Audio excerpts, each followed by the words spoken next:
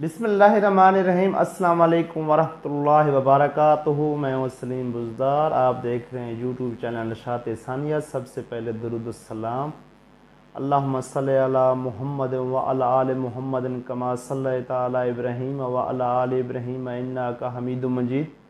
अल्लाहुम्मा बारिक अला मुहम्मद व अला आलि मुहम्मद कमा बारकता अला इब्राहीम व अला आलि इब्राहीम इन्नका हमीदुम मजीद। हालत हैज़ में कुरान मजीद उठाना हो तो किसी तरह उठाए। हालत हैज़ में कुरान मजीद को हाथ लगाना जायज़ नहीं है।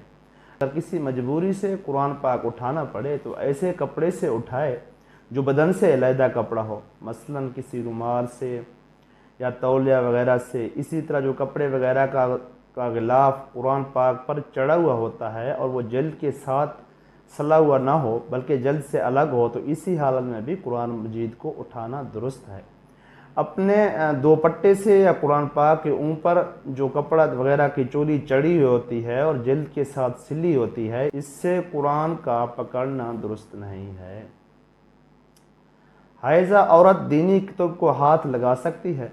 हाइज़ा औरत दीनी कुतुब का मुताला कर सकती है, अलबत्ता ज़्यादा एहतियात इसमें है कि पाक कपड़े या गिलाफ से इसको पकड़े, क्योंकि अक्सर दीनी कुतुब कुरानी आयत पर मुश्तमिल होती हैं, जबकि ऐसी हालत में आयत वाले हिस्से को हाथ लगाना जायज़ नहीं है। बाकी कुतुब को हाथ लगा सकती है। मुअल्लिमा के लिए हालत हैज़ में कुरान पढ़ाने का हुक्म। हालत हैज़ कुरान करीम की तिलावत नाजायज़ है। अगर मुअल्लिमा को सबक पढ़ाने की ज़रूरत पेश आए तो एक एक कलमा करके सबक पढ़ाए। आयत की रवां किरात न करे, जैसे अलहम्द, अल्लाह रब्बिल आलमीन। जनाबत की हालत में हैज़ शुरू हो गया तो गुस्ल ज़रूरी है। अगर औरत जनाबत की हालत में हो और हैज़ शुरू हो जाए तो इसके लिए गुस्ल करना शरअन ज़रूरी नहीं है, क्योंकि जनाबत से गुस्ल नमाज वगैरह के लिए वाजिब है और हैज़ की हालत में नमाज वगैरह मन्ना है। अलबत्ता निशात या सफाई की गर्ज से अगर गुस्ल करे तो मन्ना भी नहीं है बल्कि अच्छा है। अयाम हैज़ में मालूमात का दर्स देना। जो ख़वातीन दीनी मदारस में तफसीर, हदीस व फ़िक़्ह वगैरह का दर्स देती हैं, अयाम मखसूसा में भी हदीस व फ़िक़्ह के दर्स को जारी रखें तो इसकी गुंजाइश है, लेकिन वो दो बातों का ख्याल करें। अव्वल ये कि दर्स कुरान करीम की रवां तिलावत न करें, दूसरे कुरान करीम को वो और कुतुब दीनिया के इस हिस्से को हाथ न लगाएं जहाँ कोई कुरानी आयत लिखी हुई हो। हालत हैज़ व नफास में अज़ान का जवाब देना।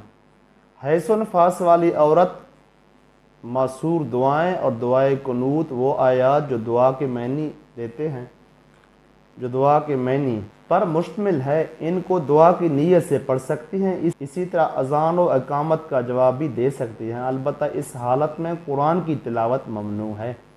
ऑपरेशन के ज़रिए पैदाइश के बाद नफास का हुक्म।